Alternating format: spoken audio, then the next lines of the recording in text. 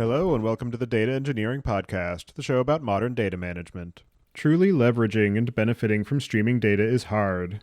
The data stack is costly, difficult to use, and still has limitations. Materialize breaks down those barriers with a true cloud-native streaming database, not simply a database that connects to streaming systems. With a Postgres-compatible interface, you can now work with real-time data using ANSI SQL, including the ability to perform multi-way complex joins, which support stream-to-stream, stream-to-table, table-to-table, and more, all in standard SQL. Go to dataengineeringpodcast.com/materialize today and sign up for early access to get started.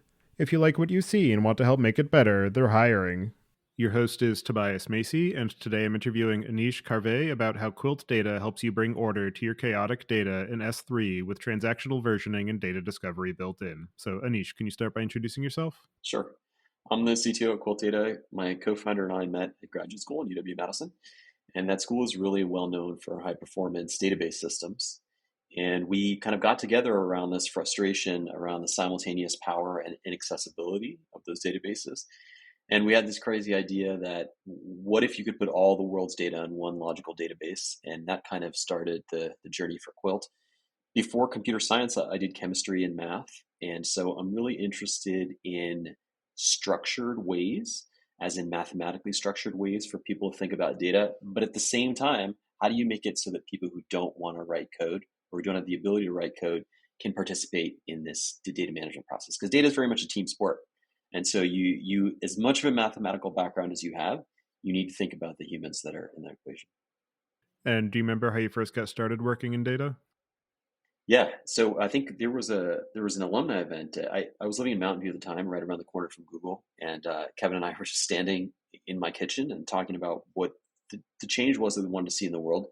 At that time, so the year is about 2015, and GitHub was kind of a phenom at that point, and we've definitely changed what our mission is since then. But we asked ourselves the question of what would that look like for data, and so I got started in data really with an appreciation for how well CI/CD worked for code, and then being frustrated why data didn't have these structured methods of contributing that the whole company could participate in. And of course, before actually starting Quilt, I worked as a product manager. So I spent some time, I think immediately before Quilt, as at Matterport. And we would have questions all the time, like, oh, how many iOS clients are going to be affected by this app change? Or can we break compatibility with an older version of iOS? And I think I really became curious about data when we were looking for, it was my job to find an analytics platform. And so that was my first kind of hands-on experience of how data affects decisions and affects companies, was through analytics and products like Mixpanel. And I've been kind of obsessed with it since then. And so, in terms of the Quilt project, I actually had your co founder on the show all the way back in 2018 when you were very early in your product journey. But for people who haven't listened to that episode, I'm wondering if you can give an overview about what it is that you're building and what it is about this particular problem space that made you want to dedicate your time and energy to it. Yeah, our mission really is to verify the integrity of enterprise data so that our customers can release discoveries to market more efficiently. And what's changed, I think, since you spoke to Kevin, is we have a lot more customers and a lot more field experience. So what got us into the vein that became Quilt, was really this idea that our motto, which we launched on Hacker News with, was manage data like code. And that was from this frustration of like, hey, we have really good ways for people to collaborate in a structured way, pull requests, unit tests, CI/CD around code. And then how do we make a process like that possible for data? So that was really the genesis of the thought. And then what we realized as we developed this idea was that the ideas were very compelling, but until and unless, they say no product survives first contact with the market. So I'd say what's changed since you last spoke to Kevin is just putting a lot of enterprise customers through the product, through the platform, and learning kind of the difference between expectations and reality on what we designed for and how people use the product. And I'll mention just one of those, and that's that we really feel a lot of pull from the market in the what's called the biopharma space or life sciences space. And we didn't expect this. They weren't our first market. We started out in different things, finance, horizontals like machine learning. And I want to talk about kind of some of the go-to-market challenges there. But in life sciences, they're deluged with multi-structured data or heterogeneous data. So What we didn't know is that they've got data from instruments, which is totally unstructured. They've got a bunch of business files, some of which are unstructured, like PowerPoint, some of which are structured, like Excel files. And then they have this really strong need for human beings and machines to be able to look at the same data entities. And so that's a long way of saying our passion is really what we call universal data containers. And that's what the open source standard has done for us. And then we kind of built an enterprise product on top of that. So our mission has really been to make these universal data containers, which I want to talk more about, useful in the enterprise to cross-functional teams in enterprise, not just coders, not just data engineers, but product managers, leadership, and other people who need to consume data in this team sport dynamic. As far as the overall kind of focus of the product that within the past 5 years from when I last spoke with Kevin, definitely has a very different feel in terms of how you're presenting it from when I first spoke with him, where initially it was very focused on kind of the data sharing element of being able to create these different kind of packages of data that you could then publish either internally within your organization or being able to share externally and be sort of like a data exchange. And I'm wondering what you have seen in that intervening 5 years around the practical elements of how people are working with data, maybe some of the ways that the regulatory environment has shaped the way that you think about the problem space, and the surrounding ecosystem of data tooling, how that might have influenced the specific kind of pain points that people are experiencing around this question of how do I work with my data? How do I manage versioning my data? What data am I even working with? And that kind of overarching question of where does this fit within this large problem space? Yeah, there's a lot of different threads to tease out there. I think the first thing is that during this time when we kind of founded the company, so between, let's say, 2015 to present, 2023, over those 8 years, some really interesting things happened in landscapes. First of all, we had two really trying economic downturns, right? Which means that I would say the economics of our business, we had to focus on the economics of our business a lot more than, this is the other significant thing, is that companies like Docker kind of went, now they're recapitalized and I wish them well. And I think they have a very important product, but they had to completely recapitalize and essentially went for pennies on the dollar after having a billion-dollar valuation. And so the first thing that changed in the market was that this idea of, hey, just get eyeballs and you'll figure out monetization later became false. And so living through those economic downturns as a startup, we had to figure out, okay, what is the economic value in our product? And the first thing we realized is that it's all in private data. And so there's this, I guess, the two ends of the pole. Well, on the far side, you've got like completely air-gapped installations, which you're going to see at something like a Department of Defense. And then you've got like fully online, hosted, multi-tenant infrastructure, right? And in between, there's virtual private cloud. And so what we realized, first of all, is that, I mean, the shift to cloud was really obvious. It's still taking place. And, there are a lot of large companies that are very slow to undergo the digital transformation process. But we had to focus on private data as a matter of really creating a fundamentally sound business. Because open data, you tend to get a lot of demands from the community, but there's no actual business model or monetization model. And looking at the trajectory of things that we all know and use and love, like Docker, it's really that, like, it's very instructive what happened to them because their monetization strategy was on the Swarm end. They wanted to monetize with Swarm, with orchestration. And then Kubernetes came, and they didn't really have a business model. So of necessity, we focused on private data, and we turned our service in a completely, so we still have the open source APIs and the universal data containers. And the only place to credibly do that is the open source. And the way we weaponized our open source strategy is we told our customers, you should never be in a data hostage situation. What does that mean? We said, well, your data should be in S3 buckets that you control, under IAM policies that you control, under open source APIs. And so that was the blend. That was this finesse. That's how we kept our open source roots, but didn't die on the hill of open data, which is, even Kaggle, I think, I think they've been very successful now, but they had, an okay exit to Google. And it's just it's a very thankless business to run a lot of that open data. We do care about those data. We still host petabytes of open data. You can go to open.quiltdata.com. And we do that in collaboration with Amazon.com and their registry of open data. But I don't know. I think we probably have some entrepreneurs or would-be entrepreneurs listening to the podcast. So I love this hard question of business models. And the way we kept our integrity was just tell our customers, no, you should have full control over your data. And we designed our product in a way that you can turn the product off and your data is just sitting there just as you left it in S3, which I think is pretty amazing. Yeah, the kind of ownership and control of data is definitely a very common thread that has come about a lot in recent years, where maybe more in the mid 20 teens there was the premise that, oh well, people just don't want to have to deal with working with their data, so we'll run the platform, you just send it all to us and we'll worry about it. And then with a combination of more kind of large organizations actually getting into the game of working with data and moving into the cloud and saying we can't do that or we don't feel comfortable doing that, and then also the regulatory regime, and particularly in terms of Yes. GDPR and CCPA of, hey, you need to make sure that you know exactly what you're doing with that data, people really started to be leery of handing it over to anybody. And I also think that this is coincident with the downfall of the original framing of big data of just capture everything and maybe it'll be useful eventually, and people actually being much more cognizant of, and judicious about what data they're capturing, and making sure that they actually have a plan of what to do with the data once it is captured and aggregated, and also being cognizant of the need to actually delete data periodically.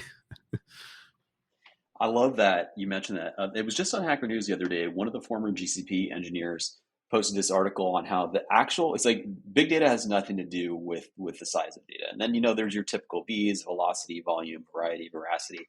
That's actually not a good definition. And his definition was big data occurs when it's cheaper to store data than it is to figure out what you need to delete. And this is a lot like, because storage is so cheap and people are just hoarding data. And to your point, they very oftentimes do not have a plan for what they're going to do with that data. You also brought up compliance regimes, and this is I want to go back to this idea of data hostage situation. And I mean, some platforms are better actors than others, but I want like all the listeners to really think about how they ever avoid that. And some of the failure modes are: you spend, I don't know, some number of years or months accumulating data in a third party system, and then the APIs to get data out are either very slow or unavailable, number one.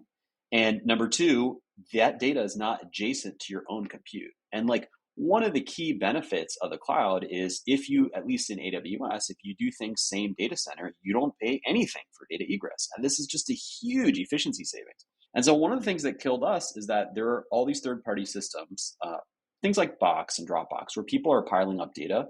It's not connected to the rest of the cloud, number one. It's not in your single security perimeter, number two, right? Like, if you're a CIO, if you're a CISO, you want to be like, hey, can't we have to have a single data security perimeter cloud? That's not possible with a third-party service.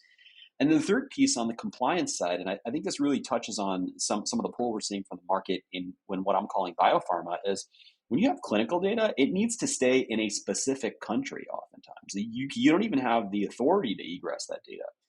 And so what I love about this strategy, and there is a risk in this strategy, and I'll mention it in just a minute. What I love about the strategy is the customer gets to decide the tenancy and they get to decide the residency of their data. Now, the risk, of course, is that now you do have to trust Amazon, right? And right, or GCP, or whomever your cloud provider is. I don't know if I think we will get to fully trustless systems, but it's really interesting. Let's just say we've just spent time moving away from on-prem as an industry, and like, I don't know how we're going to manage this tension of not controlling the hardware, but controlling the data plane and the control plane at a virtual level through the cloud. As far as the challenges that customers are experiencing when they ultimately come to Quilt Data, I'm wondering what are some of the main problems that they're trying to solve, and some of the ways that they have tried to address them up to the point where they say Quilt Data is actually the right solution for me and this solves the thing that I am dealing with at the moment. Yeah, let me give you a one sentence answer. And it took us 8 years to figure out what this one sentence was, but it's really data chain of custody from instrument to scientist to filing. Okay. And what that means is that the problem that they want to solve, and this is true whether you're in an ML organization, again, that's a horizontal, not really a vertical, whether you are in finance. At the end of the day, you are a data-driven business, and there are certain discoveries that you want to make, either through analytics or through model building, that are going to give you insights into your customer base or into your own products, or allow you to create new products. And so, first of all, let me talk about the state that literally everyone is in. And I think some people who hear this will cringe and be like, how does he know, like, what state our data is in? But that's because everybody starts in kind of this really, what we call the foul state, like fragmented, obscure, uncertain, and lost. So everyone has Excel spreadsheets or spreadsheets of some kind. They're all used as a poor man's database, and they break really quickly. So they break as rows scale. They break as you have multiple editors.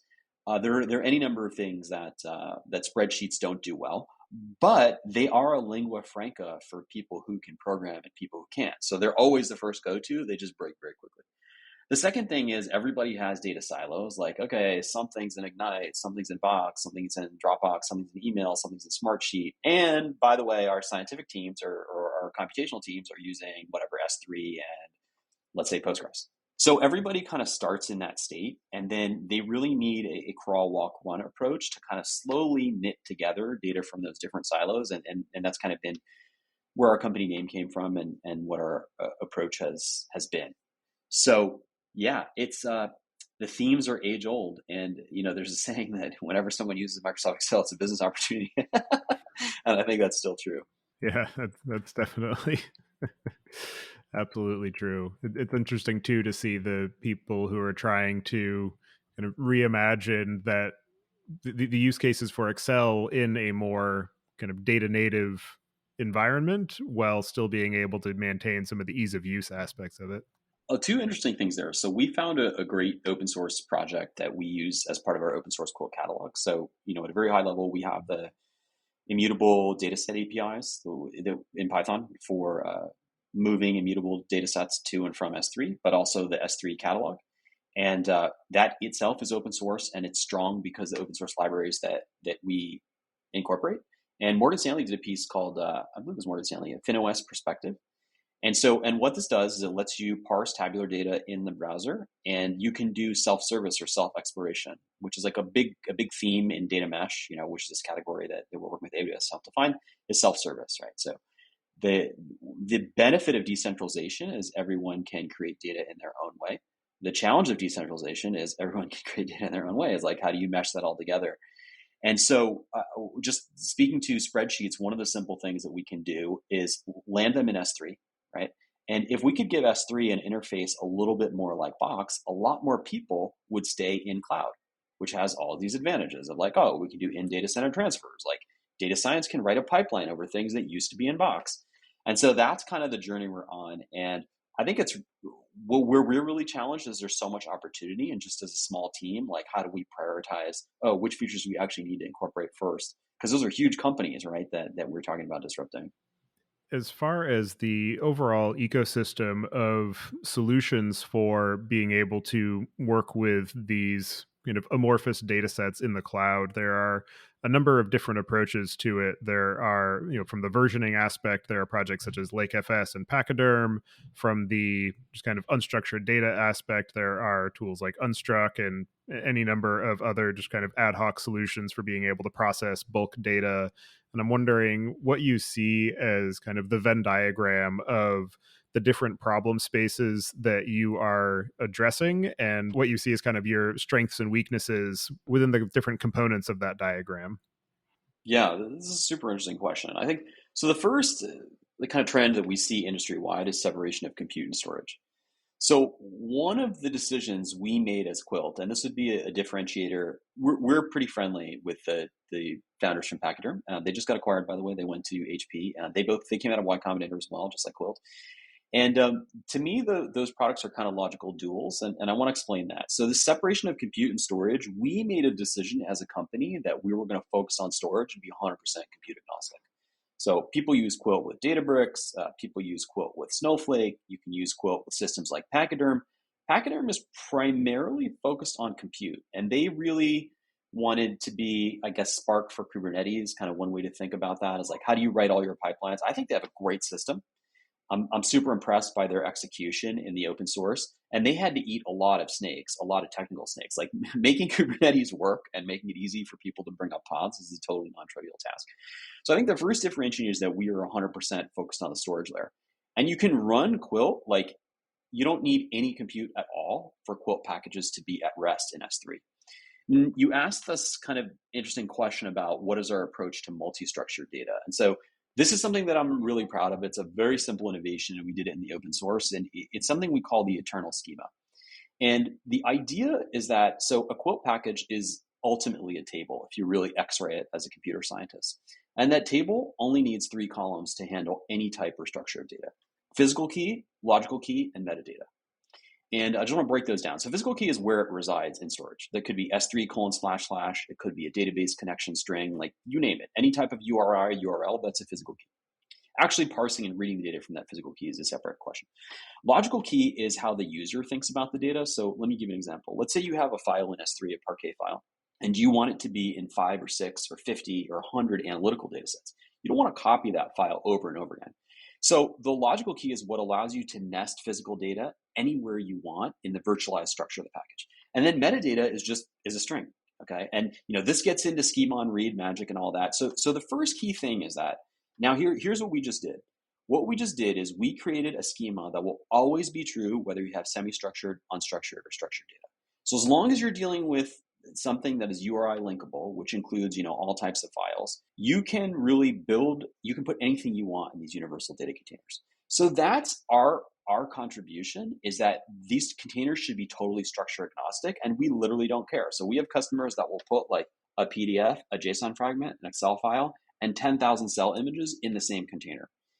And that's something that's very hard to do with a database. Like, I'm enamored of Snowflake and how well the system works, but you're not going to put images in Snowflake.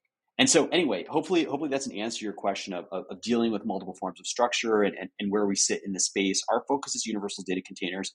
We'll work with any compute, like any compute that talks to S3 at least. And I think that, going back to the beginning where we started, that was one of our major frustrations with databases, was like, okay, like, oh, we have a data warehouse. Great. We have Postgres. The first thing that happened is that business users are like, okay, where do I put my Excel file? Where do I put this PDF? And if it's not in some kind of data lake or lake house, then the business gets deprived of that data. Anyway, so many interesting questions to dissect there.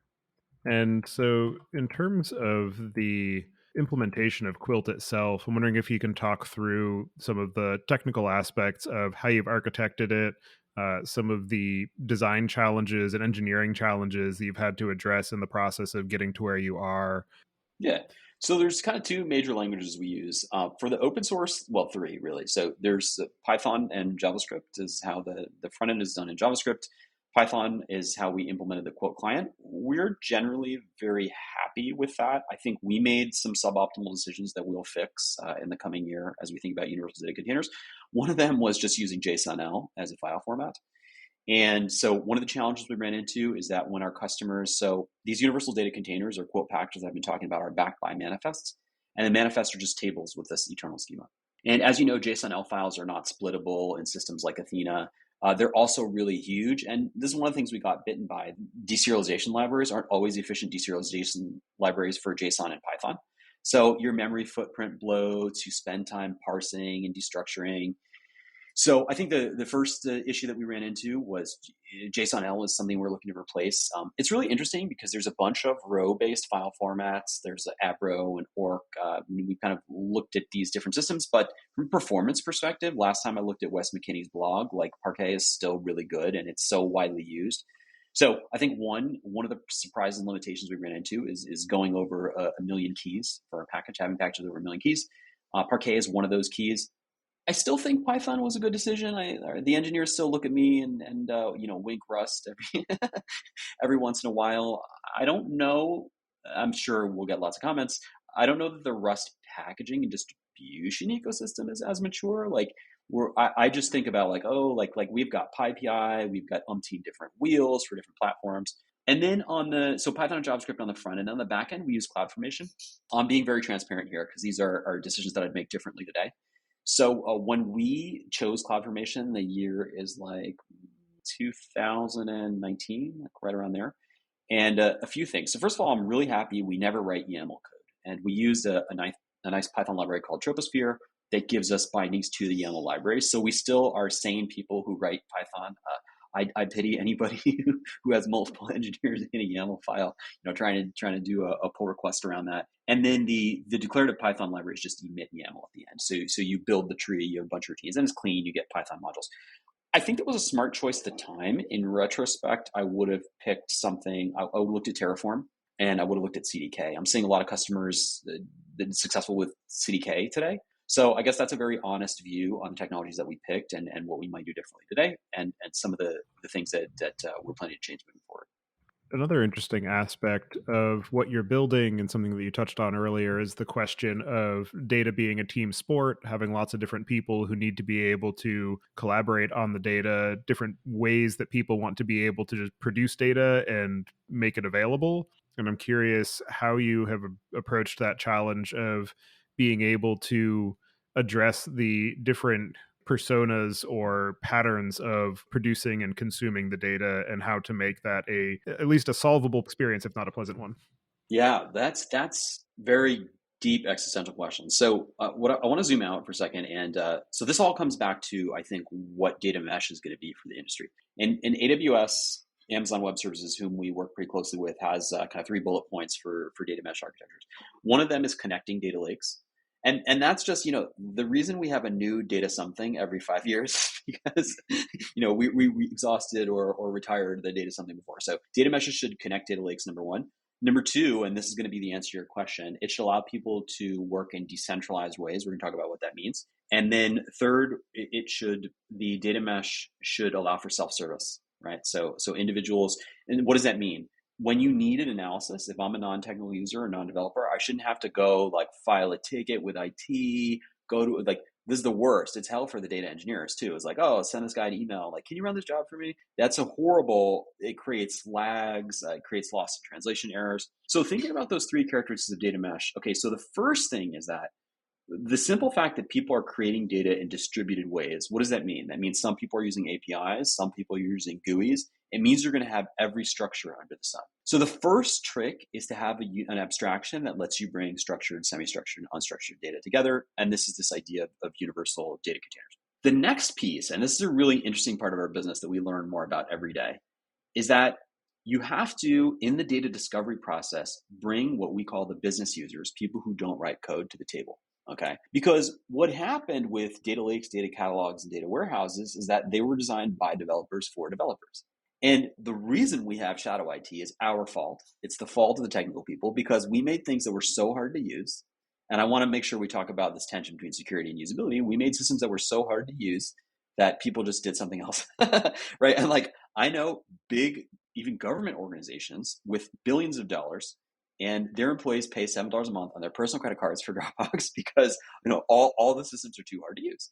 And think about what happens from a security perspective is you just end up, your security perimeter is defeated basically. And we've seen who doesn't have a classified email leak that works for government, right? And a lot of it is because if you use the real system, like, signatures in triplicate and, passwords in triplicate. So all of that to say, I think a lot of it has been when we do discovery with our customers, bringing the business users to the table and having them allow them to not be embarrassed by the fact that we have Excel sheets. This is one of the big failures of big data too, is we talk about scale and then a lot of users get embarrassed out of even using your product or thinking about your product because they don't have terabytes of anything. They have 6,000 Google Sheets and can you help me get it, munge all these together? So all of that comes down to building interfaces for business users, interviewing the business users and making these containers two-sided, right? That's one of the really important differences between code and data. Code has a fairly limited audience and Docker containers have a fairly limited audience. But data containers need to be human readable. So human readability is a big part of this so that you can have this team sport where some people are using APIs and other people are using GUIs.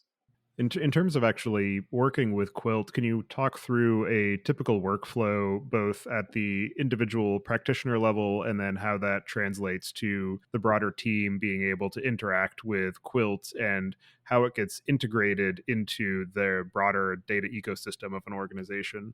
Yeah, good question. We subscribe to a philosophy called bright spots, which is to say that you can just start with one Quilt package, right? And that means, so a lot of times where people will start is they'll go to the open source, it's just pip install Quilt 3, and then Quilt 3 push a something.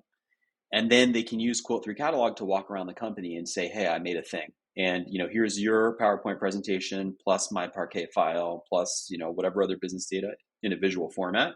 So we like people to start simple, start with one package, and then you go kind of one workflow or one team at a time. And a lot of people talk about fair data, findable, accessible, interoperable, reusable. One of the challenges we've had is that that's a destination. It doesn't tell people how to get there.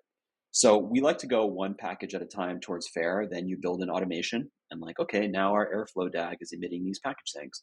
And that means that this is publishable to the business and it's consumable as a report to wet scientists, to leadership, to product managers. So we very much recommend a gradual approach. And this is one of the things about data mesh.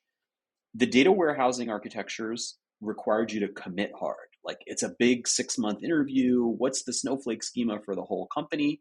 And blob storage doesn't care what you put in it. Now that could be a liability as well. We encourage our customers to know that they're going to throw away the first rev of the design. So it's very iterative. It's, hey, build a bright spot, start with one person, move on to one team, move on to one pipeline. And then before you know it, you're slowly kind of draining out the dysfunctional data swamps, and you've got these data products, which are consumable. Digging a bit more into that integration question, because of the fact that at the end of the day, it's just S3 data, it seems like Quilt from the kind of tooling perspective is largely transparent, where your Spark cluster doesn't need to know that Quilt is part of the equation, or your business intelligence system doesn't need to know that Quilt is how this data was published. But I'm wondering, what are some of the points where people are maybe building direct integrations or automation around the fact that Quilt is a component in their data platform? Yeah, there are kind of a few big areas there. So one is with notebooks, integration with notebooks. So there are data scientist notebooks like Jupyter. There are specialist scientist notebooks like Benchling. So wherever the notebook systems tend to be really good at recording compute and documentation of how you got where you were going, and they tend to be really weak at capturing data. So one of the simple integration points, like we ate our own dog food, was you should just be able to put a link or a Python import statement in your notebook that says, "Hey, I depend on these data sets. I depend on these packages." That's the simplest integration point. The next big place is where we have data in foreign systems. So if you think about something like Delta Lake from Databricks, now you need a way to not just point to data, even though the data may be in S3, it's managed by Delta Lake. So you kind of need different connection strings and different URIs. So I think the integration points have really been around these links to Quilt packages. And that's one of the things that a data mesh should do for an organization is you should have a canonical address for every piece of data in the organization. And that alone is a big change, because if you don't have canonical addresses, people end up copying things. And then you just don't know which version of anything to trust. And I talk to customers about this all the time, is that if you don't have uniqueness from a data governance perspective, you don't have trust, because how do I know if, file underscore A underscore B underscore version 2 dot XLSX is actually what we were talking about. So hopefully I answered your question on integration points. We try to keep it really simple and light, make S3 the integration point. Oh, and one important question which you asked, and I want to answer, is we don't care if you use S3 through the front door or the back door. So Quilt kind of is a management layer for your S3 buckets, but you don't have to go through the Quilt API. You could just use S3. And this is part of this philosophy of your data, your rules. Like it'd be really kind of, I don't know, it'd be jarring if we made Quilt the only front door to S3 data. And so you can use multiple systems. I'll tell you, one of the challenges is that the prior generations of systems like Athena and I think Drill and some of these other systems, they require physical folder structure for partitioning. And so we're thinking a lot. What does that mean? That you have to put a file in a folder of a specific name in order for Athena to jump to the right partition. That's at tension with like, hey, all these things are in a package. And so we're working a lot and thinking a lot about separation of physical and logical structure. And where I'd like to take the industry is, and we can talk about Iceberg that came out of Netflix, some of these other systems. Where I'd like to take the industry is we should develop the physical structure on the fly, on demand. So what does that mean? If you talk directly to S3, there's only one physical structure, one layout of the data. If you talk through an abstraction layer like Quilt, you can say, oh, well, you want this partitioning scheme? Okay, all right, here's how it looks. And so that's what I'm super interested in. And we're kind of big fans and users. I said Athena, but it's really PrestoDB, now Torino. And how can we work better with schema on read systems and at the same time be location agnostic? It's a really interesting question.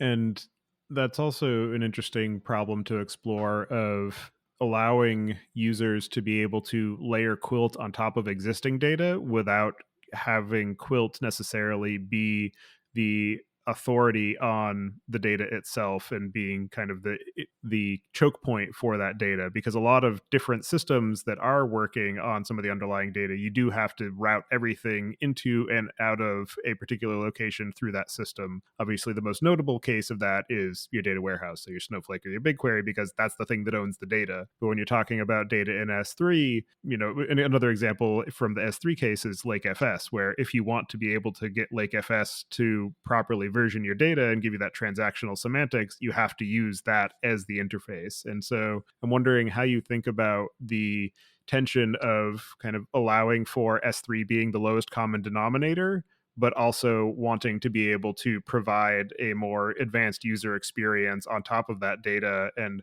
how to kind of direct people into the fact that, hey, that data is in S3, but it's also visible and accessible through Quilt, and you can get a much better experience of exploring it if you go over here. Yeah, I think this boils down to the agony and ecstasy of decentralization. So I think you pointed out that there are other systems that, like Delta Lake is a good example. It's a front door system. You have to do the inserts again. You have to do your database operations against Delta Lake to get the advantages of Delta Lake. And the decentralization of Quilt means, as I said earlier, that you can come in through the front door and the back door. One of the areas where we but what you get now, so now the question becomes, okay, like I can come in through any angle. It's great for a business from a flexibility standpoint. It's very bad from a canonicity or a normalization standpoint. And so one of the ways, like in addition to this physical versus logical structure that we're thinking about towing this balance is, so first we said that the data containers are totally universal, as you can accommodate any kind of structure, but we attach workflows to these, which mean you can make declarative statements in JSON schemas about what the shape of the data set should be. What does that mean? It doesn't even have to do with structure. You can say, I require that there's at least one .markdown file. Okay, so people can document, ensuring that people are documenting the data. And then you can have what we call package level or container level metadata, and that you can have a schema applied to that. And so it's this gradual structuring process that we call schema hardening. And I think the difference is, this is a really good way to put it. You mentioned that the data warehouses have these central front doors. This is the top-down mentality. And it's the mentality that if it's not in the database, it doesn't exist. And the DBAs are kind of like the high priests. And, either you can get through the DBA and get into temple or not. And what we found the need for is like, how do you go from totally unstructured files up to the warehouse, not down from the warehouse to, so that is the schema hardening process. And actually, I'll let something slip here, which I'm really proud of. The same way that Git has branches, we use in Quilt S3 buckets like branches. So you have different levels of data doneness, and you can merge things up to harder and harder schemas. It sounds a little abstract, but we call these workflows. And I don't know, I'm fascinated by this question because I think that the industry has had a really top-down bias, again, because of this by programmers, for programmers mentality. And I want to see if we can bring this bottoms up. And it's very organic, right? It's a very organic structuring process where you don't know the schema up front, and you kind of start to assemble things and figure it out as you go along. And in terms of your experience of building Quilt and working with customers and exploring this space of being able to make working with the underlying data sets more reproducible, easier for more people to be involved, what are some of the most interesting or innovative or unexpected ways that you've seen Quilt applied? I have a really one that hit me really hard. And I think you've mentioned compliance earlier on. And compliance, the bad thing about compliance is, boy, it's a lot of regulation. It's very complex, and it's often written by teams or committees that don't have a deep understanding of technology. And I'll give you an example. Like in GDPR, when someone invokes right to erasure and says, "Hey, take me out of your system," you have to provide a certificate of destruction for the data. Like, what does that mean? Like, this wasn't a piece of paper. So anyway, so I think that's the first challenge with compliance. The good thing about it from a business perspective is you basically have to do it. So if you have a good compliance product, then people have to buy your product. Now, so here's a surprising connection. If you don't have a data versioning strategy, you don't have a compliance strategy. And that's the thing that really blew us away and continues to blow us away to this day, is that in our industry or in biopharma, there's this concept of an IND filing, investigational new drug. And I'd say compliance is proving that you did what you said you did when you said you did it. Well, guess what? That's exactly what a data versioning tree, that's exactly what a revision control history does for you. And so, I don't know, I think I'm very tantalized by this idea of compliance and data versioning actually being the same thing. And I want to keep pushing on that, because compliance is a process of gradually hardening your schemas and getting approvals from people. And now I'm interested in thinking about, what's the human in the loop? Like what does pull request for data look like, right? Because this team sport of data, I can't do it on GitHub, right? You're going to get hate mail from GitHub over a gigabyte, right? And how do I hand something off to my manager and get a signature and say like, hey, this data is okay, let's move to the next stage? I don't know. And one thing that I'd like to revisit is in terms of the versioning aspect. I'm curious, what are some of the, I guess, edge cases or pain points that you've had to address around how to allow for versioning of the data set while maintaining some sort of canonical reference to that data? So you don't end up in the Right. situation of, financial report dot, version 2 final, no, merely I mean it this time dot xlsx. Yeah, it's a great question. So the second problem we solve by having logical as opposed to physical names. So like in a package, in this universal data container, if I have foo.xlsx, it can point to any physical storage, number one. Number two is we create a top hash for all of those things. So it's the hash of all the SHA-256 hashes. So the canonical location of the data is not only like a namespace, okay, a repository, which is an S3 bucket, and then a package name, but also the actual hash of the data. Oh, challenges. I can write you a book on this. So there's a couple. So the first is Amazon S3, which is the eighth wonder of the world. Like I so much love S3. And let me just give them a quick shout out. For them to go from eventual consistency to universal consistency, do you realize that just happened? Like S3, like, I don't know, 2 or 3 years ago, just became globally consistent. That is amazing. So congratulations for them. There's a few silly design decisions they made. So first of all, the default hash for S3 is MD5. Okay. And it's like people like, why? It's not a cryptographically secure hash. So you can develop collisions pretty easily. Why is that dangerous? Well, you could have a package. If we used for a Quilt Data package, we use MD5 as a signature. People could, and someone could say like, oh, Pfizer created this data, and then go find an MD5 collision and falsify Pfizer's data, right? So our first challenge was we needed to use SHA-256. That created a bunch of I/O issues. Like, oh, now we need to stream the data. We need to see every byte of the data, and there's a lot of interesting innovations here. There's different ways to fingerprint data. Of course, the problem if you invent your own hashing algorithm, your own hashing schedule, is like, how do other people reproduce the data now? So first problem was how then Amazon came out and did S3 checksums, which were very helpful. And you can now get S3 to calculate a checksum for you, which saves you a lot of I/O. Because if you're outside of the Amazon cloud and you want to version a 1 terabyte package, you don't want to stream everything out, just to hash it and stream it back. Well, that's all well and good, but of course they did it in their own way. And the SHA-256 checksum for an Amazon object is not the same as the SHA-256 checksum of the object itself. It's the checksum of all the parts if it was a multi-part upload, or it's just the checksum of the single. So the answer to your question, this is something we think about every day, but getting hashing consistency and getting the cloud provider to do the hashing has been the biggest trick.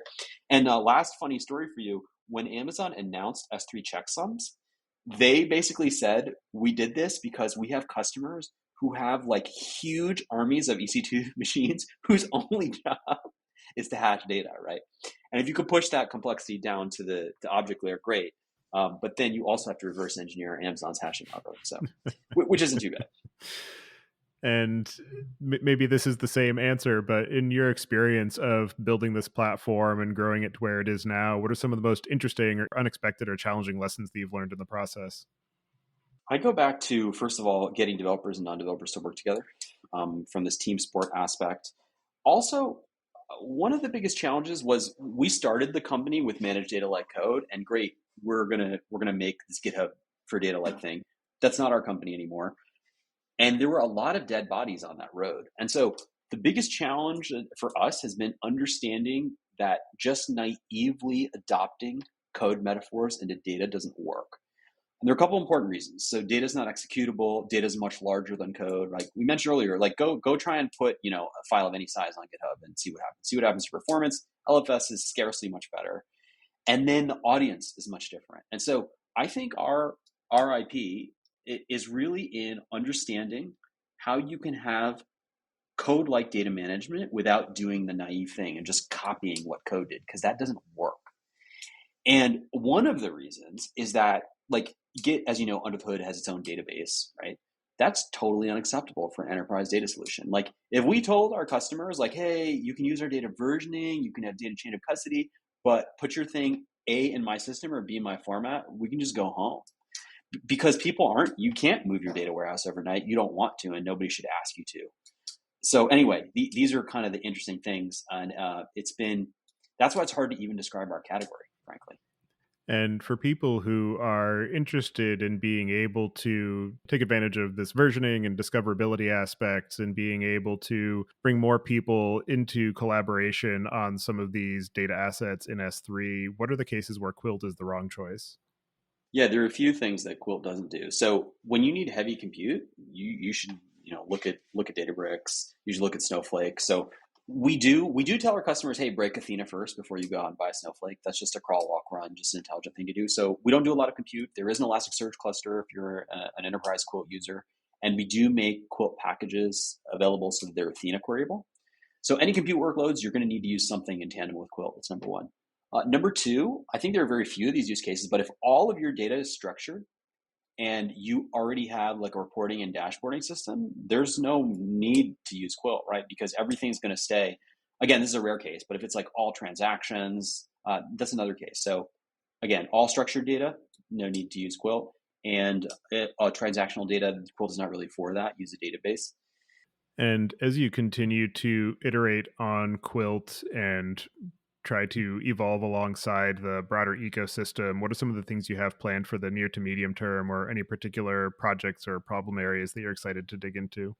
Well, I have to answer this question in a way that my product management team doesn't attack me when the podcast is over. I'll tell you the areas that we're really curious about.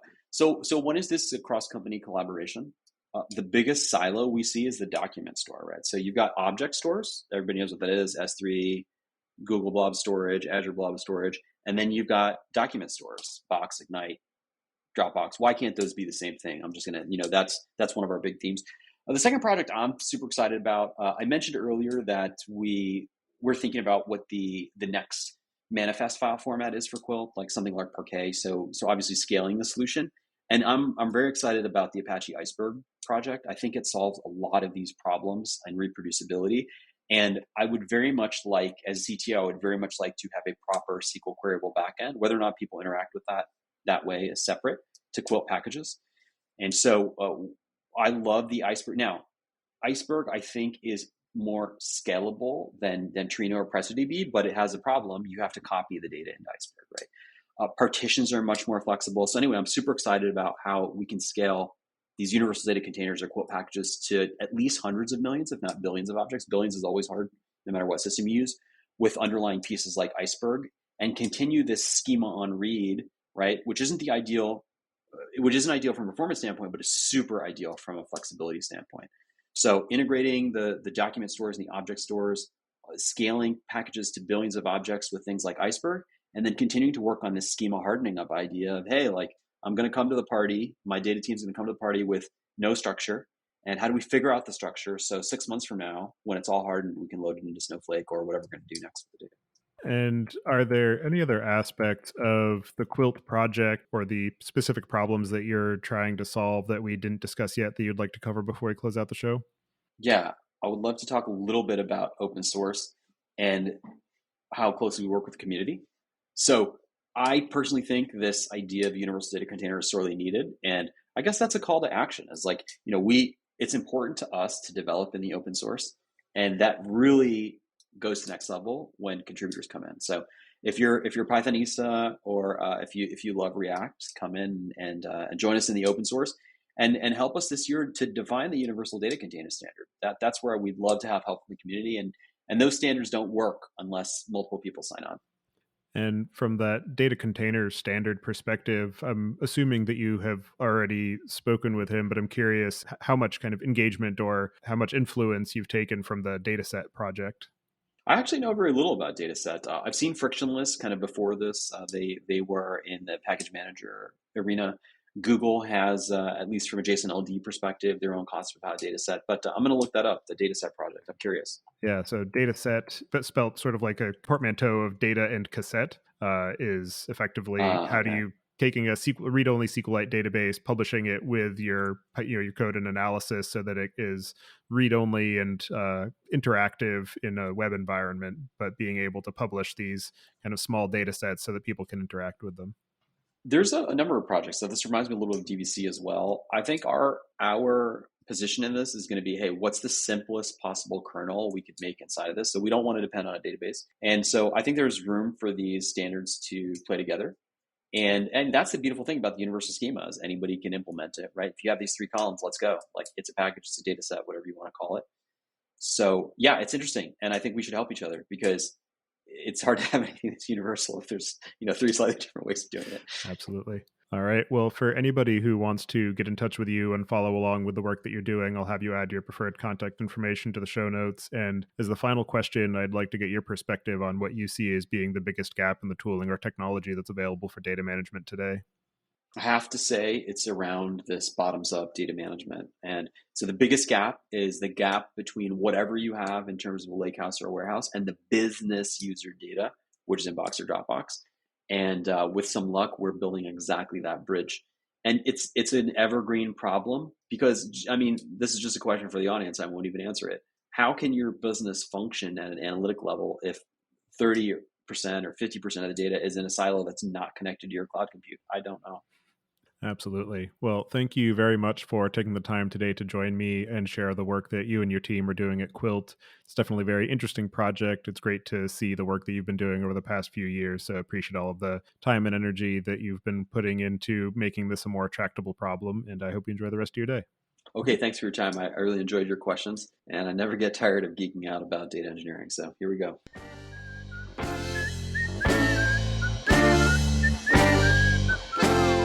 Thank you for listening. Don't forget to check out our other shows, Podcast.init, which covers the Python language, its community, and the innovative ways it is being used, and the Machine Learning Podcast, which helps you go from idea to production with machine learning. Visit the site at dataengineeringpodcast.com to subscribe to the show, sign up for the mailing list, and read the show notes. And if you've learned something or tried out a project from the show, then tell us about it. Email hosts at dataengineeringpodcast.com with your story. And to help other people find the show, please leave a review on Apple Podcasts and tell your friends and coworkers.